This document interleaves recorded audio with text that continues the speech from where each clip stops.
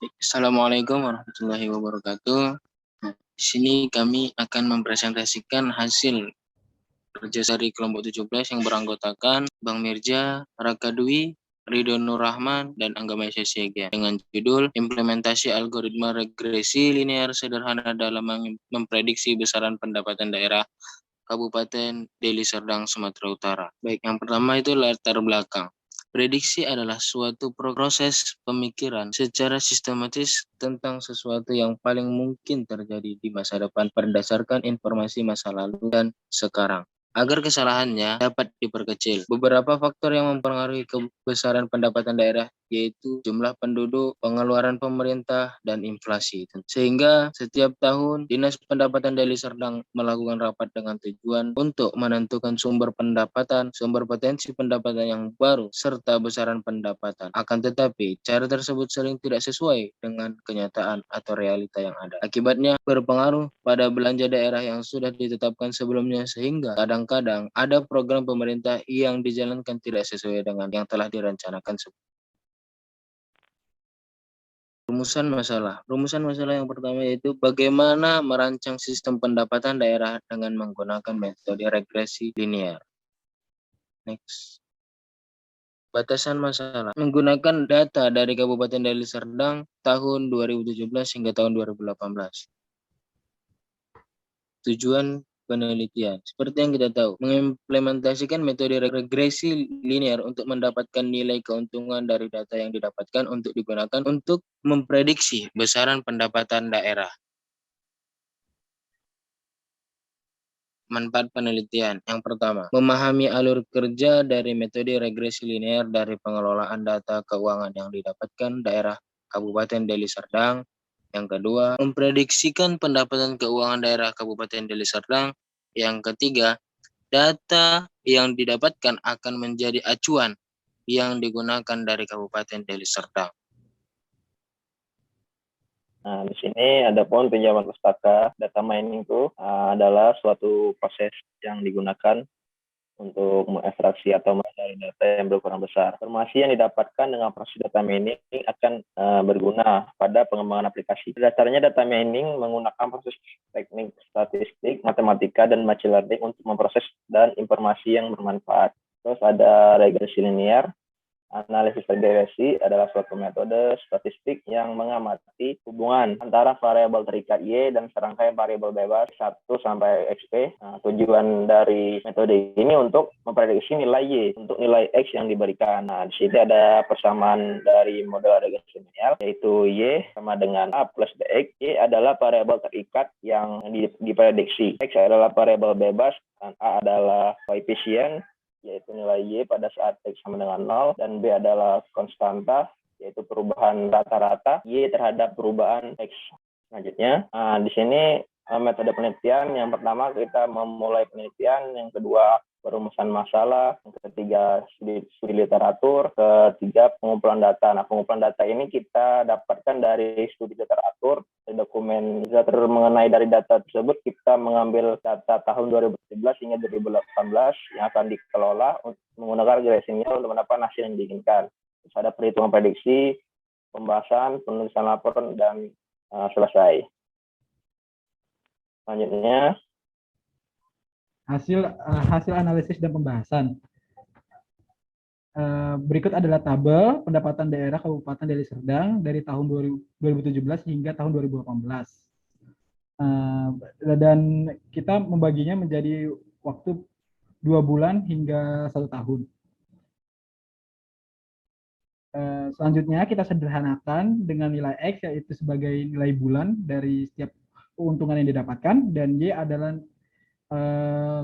pendapatan yang didapatkan.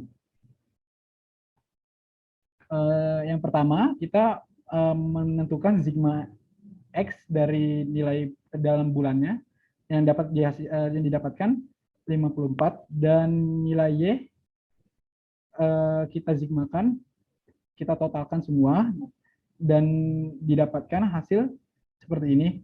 Setelah itu, setelah mendapatkan nilai X, Y, dan sigma X, Y, kita mencari nilai X kuadrat yang didapatkan dari nilai X kuadrat, dan kita sigmakan jadi hasilnya seperti ini.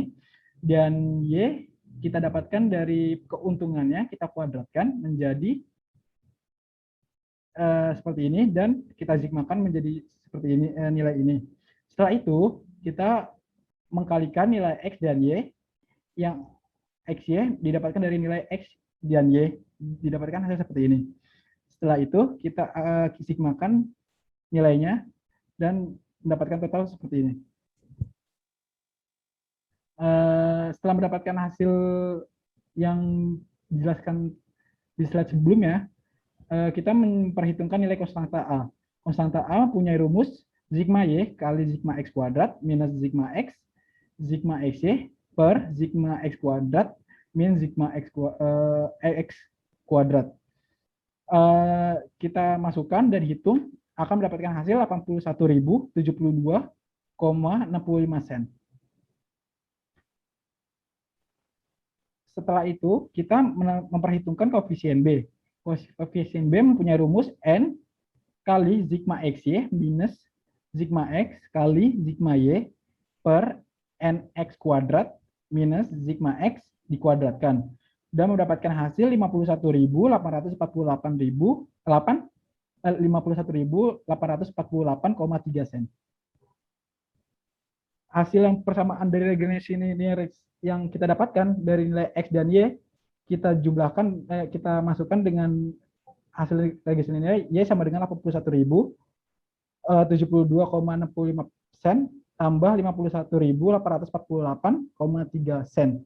Dikalikan 12. 12 ini adalah nilai pendapatan dalam 1 tahun. Dan mendapatkan hasil 703.249,01 sen. Nah, di sini kita menggunakan bahasa pemrograman Python ya. Pertama tuh kita impor dulu library yang dibutuhkan. Ada library NumPy, ada Pandas, ada Matplotlib, terus selanjutnya kita memanggil dataset yang telah disiapkan. Kita panggil dengan mengupload data CSV ke Python ini yang sudah kita upload. Terus kita tampilkan datanya menggunakan print data. Ini merupakan data dari gaji dan tahun. Nah, terus kita masukkan nih fungsi regresi linear, in rank dan sebagainya.